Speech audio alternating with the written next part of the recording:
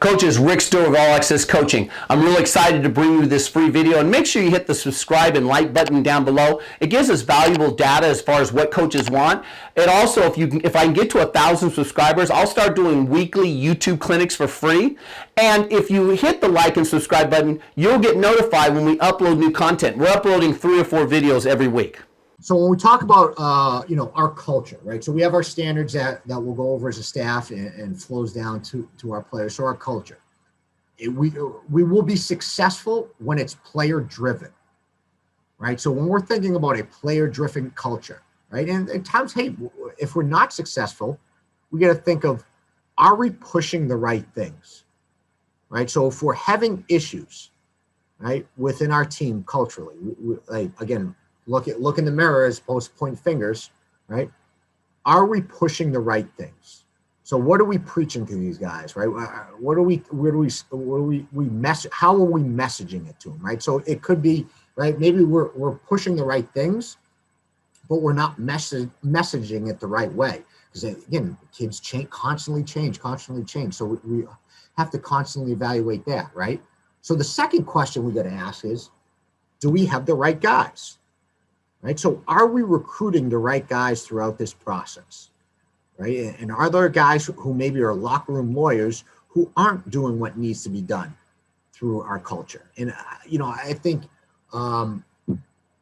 with when we are recruiting, right, you look at first thing we do is look at, talk to a coach, right? And the coach recommends the kid, right? And then we look at his film and say, okay, hey, he can play here. And then maybe you have a little bit more in-depth conversation with the coach and really start to get into that. And then it becomes to, all right, see the kid interact in camp. Again, with Division III in recruiting, we're not offering scholarships. So the 40-yard dash and those measurables, not as important to us as can the kid play. But then when we see a kid at camp, right, how does he carry himself? How is he interacting? And then when we have the opportunity, we'll get on the road and see kids play, whether it's before home game or away game. Right? How does he carry himself in the game? Right? And then, hey, all right, let's get him up on campus. Now he gets up on campus, gets around our players. We'll ask our players, hey, what do you think of him when he stayed on the overnight? Right? And that's what. So we're constantly like, hey, do we have the right guys? Are we recruiting the right guys? So we have to constantly ask that. And then the ultimate spot we want to get at with a player-driven culture is not when a player makes a mistake, right? Not technique-wise, X and O's, but when he does something that ties back an attitude and effort that is unacceptable in our eyes. It's not me saying, hey, you got to be doing this. It's not even another upperclassman saying, hey, coach wants you to do this. It's the upperclassman saying to the kid who's not meeting the standard, hey, this is not how we do it.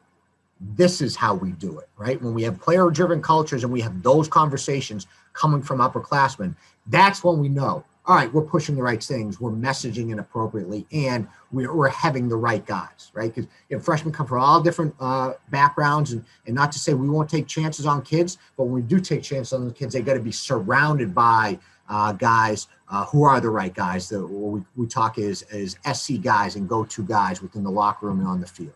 In practice, now we get into a little bit of practice organization. And, a quote I love is, we don't rise to the level of our expectations. We fall to the level of our culture, training, character, and brotherhood, right? So, hey, you got high expectations on Saturday. We're not rising those expectations. We're going to be at what we do throughout the week. And this is a rundown of what we do throughout the week. So Sunday, we're in obviously after the game. We give the kids sheets to fill out. So they are writing down on every play, even if not in our ending, they're having feedback of every play. So they have watched the game already before they walk in there. And then, you only get so much time. So we're not going to watch every single play. We make a cut up with our guys, right? So we'll meet with them. They'll watch the game before they come in here. They'll have to pass in those sheets, lift.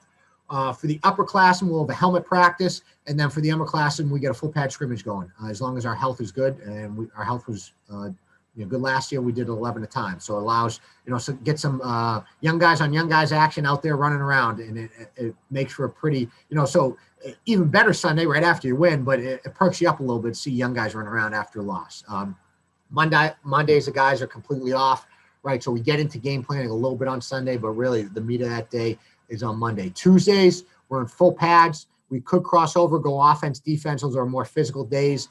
Wednesdays we're in uppers. We'll also get a lift in. The young guys will lift in the morning. The old guys will lift at practice. Also depends on, like this year, if we had a season, the older guys would have lifted before classes. They would lift at 6:30 because that's what they wanted to do. So we left, again, that shared responsibility in the group. And then Thursdays are uppers, hour and 15-minute practice, positional dinners, Fridays helmets, and then we get the underclassmen in a third lift, right? So now the underclassmen are lifting 3 days a week, as well as getting that scrimmage in on Sunday, okay? We want to practice how we play. So if we want to play physical, we better practice physical. QB is going to be live in preseason. And yes, hey, we do have an advantage of being a college football team. We can recruit guys, and if the guy does get injured, now obviously that's managed, right? If there's a quarterback competition, those guys are getting a lot of reps and they're getting banged up. If you got an older guy coming back, hey, get him a couple live reps and then let the other guys go. But quarterbacks have to go live in preseason. Tuesdays will be a physical day. We'll have live cuts, right? We'll cut, the scout team. That's always interesting is seeing the freshmen trying to defend a cut block. But hey, we'll have a physical day, live cuts. We'll cross the ball sometimes, whether it's one-on-ones with O-line, D-line, maybe a half skelly, right? A three-man drill, a pod, whatever you want to call it. And then as the week progresses, we build. And we're thinking about managing reps and physicality versus health, time of year, and day in the week, right? As option coaches, right, you're thinking, okay, hey, reps. Let me get as many reps, right? Those reps add up, right? So we want to be RTP, right? Ready to play on Saturday. So we're constantly evaluating the volume of practice, the length of practice, as well as the reps that we get, right? Let's say, hey, we want reps, right? We want to run inside veer against all these fronts and just get it. Boom, boom, boom, boom. Get those live reads for the quarterback. But they're going to be fresh to go. We want these guys hungry. We if we're to the point where the guy's like, thank God it's Thursday, right? We're doing something wrong on Tuesday and Wednesday, right? And again, building as the week progresses so they're hungry for game day. So kind of a structure of our practice. We'll have, we'll get out there as offensive pre-practice as well as a special teams pre-practice. We do it. Other people do it too. We'll do run, stretch, and specialists at the same time. And give the specialists enough time out of meetings so they can get loose. Then we go right after run, stretch, special. It's RTP, are ready to play. I get some film of that. We do, hey, that's 10 minutes of high intensity, let's go. So it's 5 minutes of a team type drill. We could do, hey, third down. It could be team tempo. It could be a circuit. And then the next 5 minutes will be ball security, right? So it's quick. And it's 10 minutes in week 1. It's probably about 5-6 minutes, right, in week 11. Right. And then after that, we come into our special teams period, which is our core. Right. So that's in time I would steal with the quarterbacks to work some, pass footwork and that. Then we'll get into Indy. And then we want practice to be up and down. Right. We'll give them water and a walk. So we'll have a 10-minute walkthrough in the middle of practice. Again, they'll have those ups and downs. They got to amp it up and amp it back down in the course of a game. Then we'll go back to a special teams period. We'll have, a 4 to 5 minute water break. And then it's, hey, finishing with team and then finishing with PAT field goal, right? For our Tuesday practice, like I said, from an offensive standpoint, we will do a half line segment, and that will be a, more of a, hey, right hash, left hash, no signals. And that's really a rep period. So, hey, what are we repping this week? Right, so you see there, hey, our half line, we're working some 42 and 8 TED, which is tight end down, and then some midline triple. So we're getting a lot of that and just going right hash, left hash, and then switching, right? Then if we do the defense, it's good on good, it's controlled, it's quality over quantity. We'll do team option. This will be a signal period, right? And with any team period that we do, because we are signals, it's 4 or 5 reps in a row. For the ones, 4 or 5 reps in a row with the twos. Now, we also meant the twos aren't going to get as many reps as the ones, so we got to manage that. But it's the only time really is that half line popcorn period where it's going 1 and 1, 1 and 1. Right? But we want to create that game-like atmosphere. Then we'll have a first and second down period with a pass emphasis on it. And we're moving the ball. We could go in, we could go coming out. And then since we're in full pads, right, we'll go red zone goal line on that Tuesday practice. So again, it's a physical, not a lot of reps, but we want these reps to be physical so they get that, right?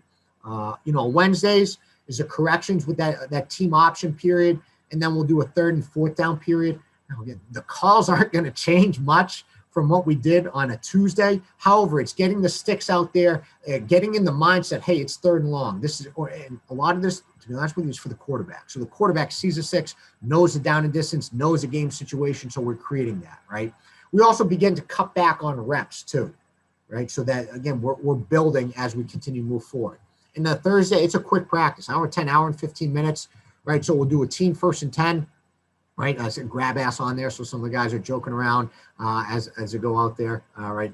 Keep it fun and light on Thursday, but clean it up, that team 1st and 10 script. Then we'll have a team drive the ball where it's, hey, everybody's on the sideline, a couple GAs out running the scout team. We'll take the headsets out there and we'll call it based on the game plan. And then we'll finish with, 2-minute, our bust out is our last minute play, as well as our Hail Mary, okay? And then you look at, week 1 practice versus week 11. So week 1, we're 2 hours and 15 minutes. By week 11, we're an hour and 40 minutes. And you look at, hey, the half line period in week 1, that's live cuts the entire time, right? Where, hey, week 10, we're in a team option period now. Okay, that's 12 live cuts. That's 6 for the 1, 6 for the 2. So we get quality and the guys are ready to go. Coaches, I really hope you got some great information from that YouTube video. Again, hit the subscribe and like button down below. It gives us valuable data. And if I get to 1,000 subscribers, I'll do free YouTube clinics. And you also get notified when I'm doing those YouTube clinics and when I upload new content to this channel. Thanks for watching, coaches.